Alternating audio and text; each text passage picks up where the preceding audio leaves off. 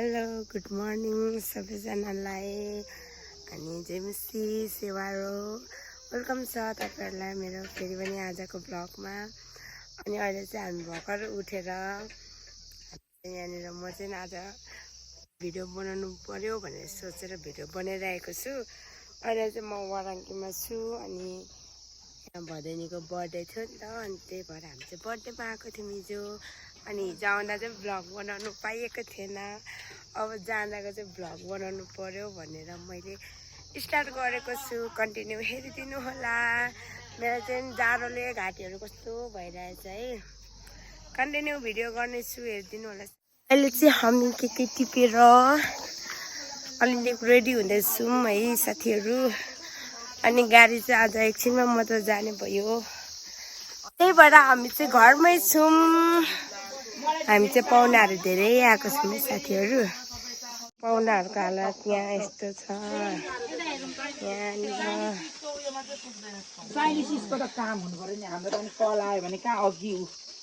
Hello सम्झिनी welcome छ मेरो भ्लगमा है। यता पनि कार्पेटलाई पनि आइरन लाउनु मिलेको भए लाउँथ्यो होला। यता कुकमेनलाई चाहिँ भात पकाएर खुवाउनलाई चाहिँ परेको छैन। यहाँनिर कुकमेन ओ यस्तो गर्नुपर्छ है नि भान्सा गर्दा। ओ सरी अहिले गाउँमै छौँ। अनि यहाँदेखि नै गाउँहरू चाहिँ त्यहाँ माथि चाहिँ जेफाली हो। अनि यहाँनिर यो चाहिँ 5 हो। अनि यता पर चाहिँ फेदाक्छु म। अहिले हामी चाहिँ वाराङ्गीमा छौँ साथीहरू। हामी चाहिँ फर्किनेछौँ एकछिन। अब चाहिँ हामी बाटो लाग्नेछौँ। फाइनली रेडी भइसकेको छौँ। हामी चाहिँ यहाँदेखि बाटो लाग्नेछौँ। अहिले चाहिँ घरमै छौँ। अब गाडी चाहिँ तल पर्खिरहेको छ अनि हामी चाहिँ जानेछौँ।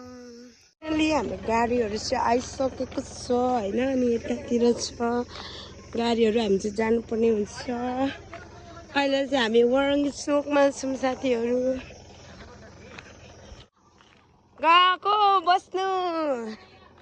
हामी चाहिँ अब गाडी आइसकेको छ साथीहरू। अनि अब हामी चाहिँ जानुपर्ने हुन्छ। मेरो भिडियो चाहिँ कन्टिन्यू हेरिदिनु होला साथीहरू। अहिले चाहिँ हामी चोकमा छौँ। यस्तो छ वाराङ्गीको चोकहरू चाहिँ। यतिजना जानुपर्ने हुन्छ। अब हामी चाहिँ अलिकति हिँड्दै जाँदैछौँ किनकि यहाँ चाहिँ चौकी छ नि त। अनि ऊ चाहिँ मेरो भाइ हो, वेलकम छ मेरो के भन्नु त ब्लगमा होइन।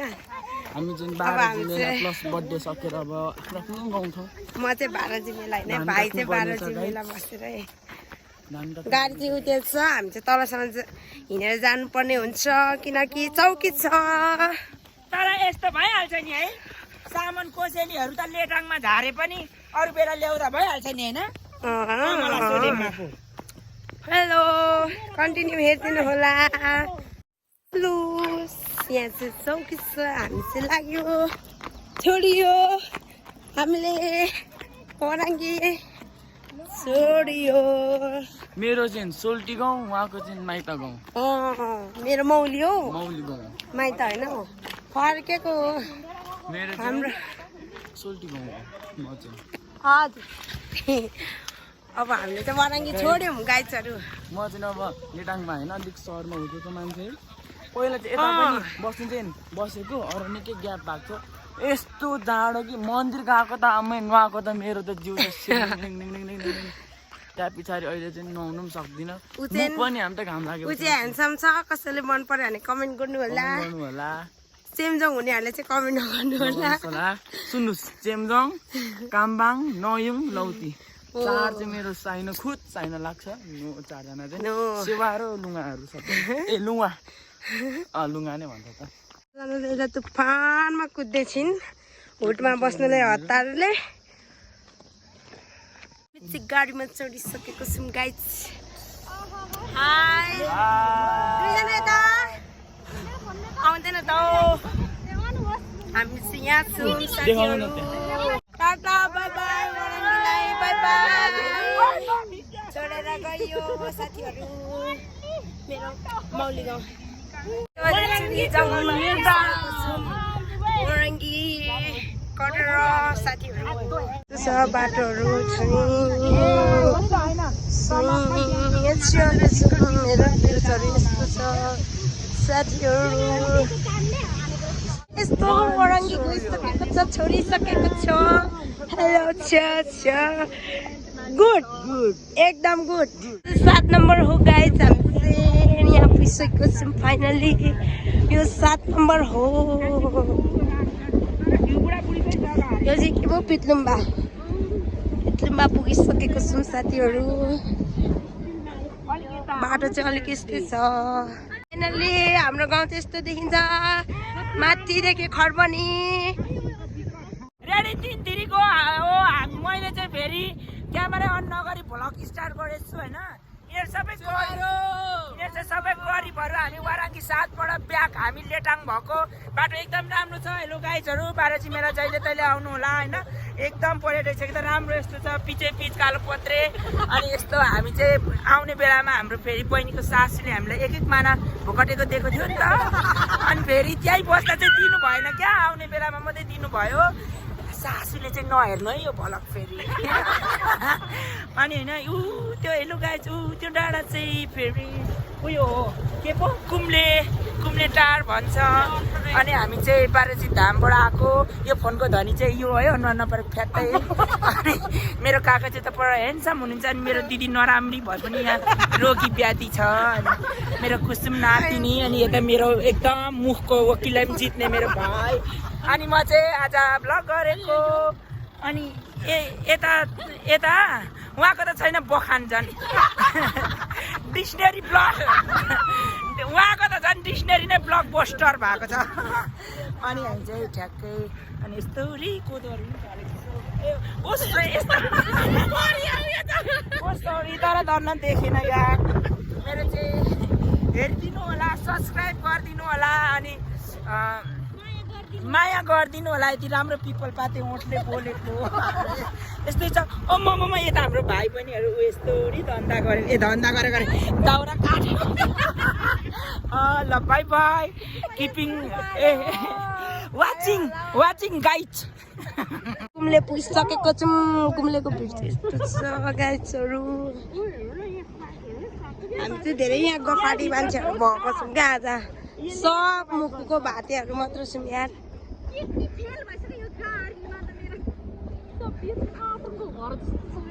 कुम्लेमा भेटियो कुम्लेमा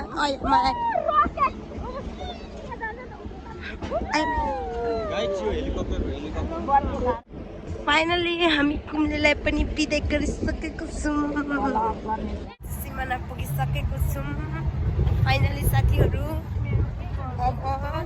भए त कहाँबाट हुन्थ्यो हामी चाहिँ पुग्यो है अब खोलामा पुग्न आँटियो हामी चाहिँ बाटो लास्टै अप्ठ्यारो भएर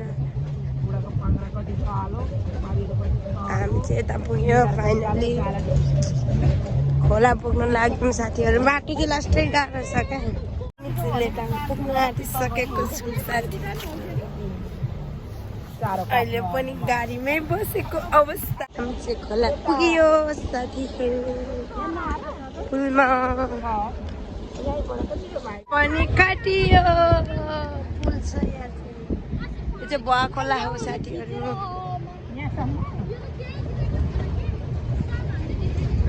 यहाँ रोकिएको छौँ भमिट गरेर वासिङ गर्दैछौँ साथीहरू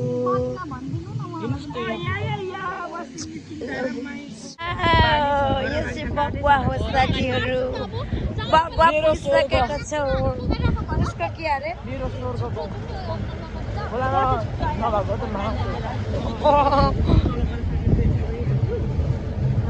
यो चाहिँ गोलाबारी स्वर्गै हो यो पनि साथीहरू चाहिँ पछाडि नै रह्यो हामी पनि आफ्नो कुकुर लाग्यो हाम्रो गन्तव्यमा यताको हामी चाहिँ गुवाबारी पुगिसकेको अवस्था